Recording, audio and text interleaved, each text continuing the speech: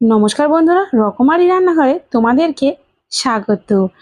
Egg কারি খেতে কে না ভালোবাসে, তাই রেস্টুরেন্টে যেতে হবে না, বাড়িতেই ইজিলি বানিয়ে নিতে পারবেন এই এগ কারি। আর খুব ঘরোয়া পদ্ধতিতে বাড়িতে বানিয়ে ফেলতে পারবেন চটজলদি। তাহলে দেখা যাক বন্ধুরা রেস্টুরেন্টের মতো এগ কারি রেসিপি। প্রথমে ডিমগুলি আমি সিদ্ধ করে নিয়েছি। বাড়িতে যেমনই ডিম সেদ্ধ করে সেরকমই করে নেবে।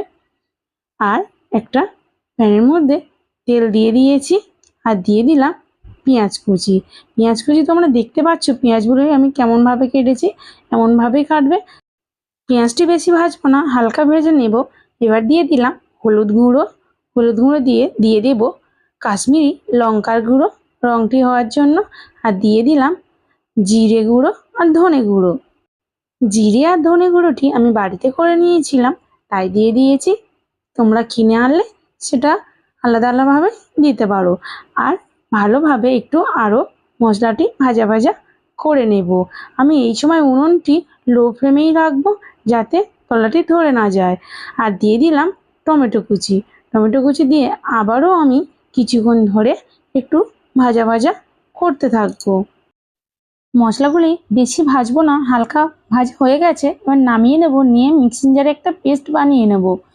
কড়াই দিয়ে দিলাম, কড়াইতে তেল দিয়ে দিলাম। তেলটি গরম হয়ে গেছে। এবার দিয়ে দেব জিরে, শুকনো লঙ্কা একটা, আর দিয়ে একটু নাড়াচাড়া করে নেব। নিয়ে দিয়ে দেব আদা রসুন বাটা। আদা রসুন বাটাটি দিয়ে আবারও মশলাটি ভালোভাবে ভাজা ভাজা করতে থাকবো কিছুক্ষণ ধরে।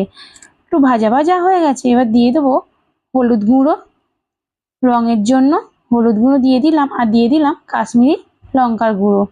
এখানে আমি কোনো ঝাল লঙ্কা ব্যবহার করিনি, রঙের জন্য কাশ্মীরি লঙ্কার গুঁড়োটাই অ্যাড করলাম। তোমরা চাইলে ঝাল লঙ্কাও অ্যাড করতে পারো। আরও একটু কিছুক্ষণ ধরে একটু ভাজা ভাজা করতে থাকলো মশলাটি।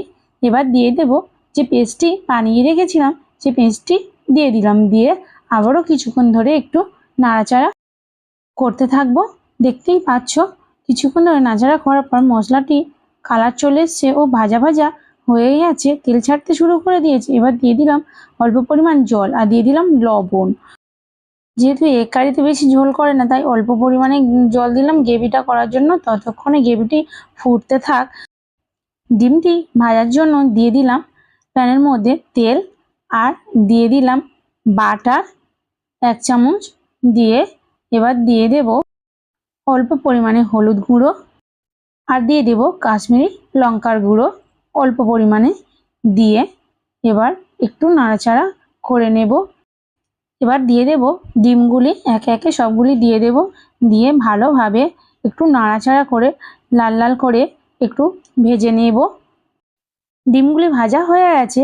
এবার দিয়ে দেব জলের মধ্যে।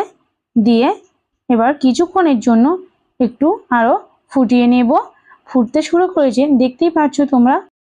এবার দিয়ে দেব 1 চামচ গরম মশলা আর দিয়ে দেব কুচনো ধনে পাতা।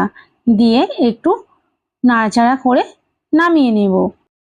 দেখতেই পাচ্ছ বন্ধুরা, এগ কারি একদম সম্পূর্ণ রেডি হয়ে গেছে। আর একদম ঘরোয়া পদ্ধতিতে কত সুন্দরভাবে এগ কারিটি বানানো যায় তোমরা দেখেই বুঝতে পারছো।